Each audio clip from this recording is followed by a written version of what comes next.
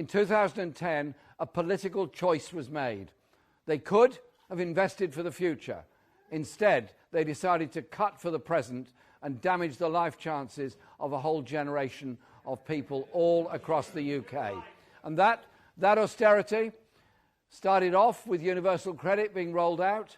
Universal credit, which is cruel in the way that it operates, is brutal in the way that it does PIP assessments, capability for work assessments, the way in which it does not give support to children in larger families. I was very proud to go to Chingford and Woodford Green, in the northeast of London, a constituency represented by Ian Duncan Smith, and announce a Labour government will end universal credit.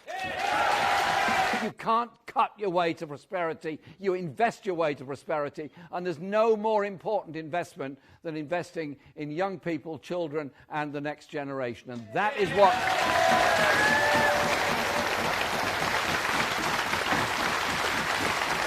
and that is what I want our Labour government to do. Under Labour, our NHS is not for sale to anybody.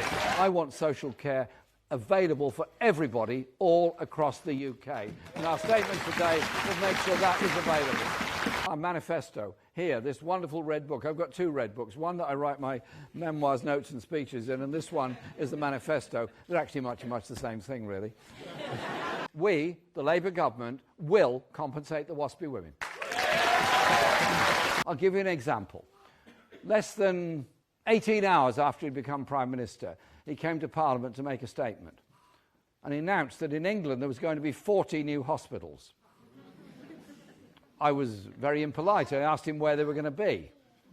There was no answer to that, old boy. It's not possible. How can I possibly know? A Labour government will be one that will empower people, but also ensure that public ownership comes back for rail, mail and water, the national grid, and that we will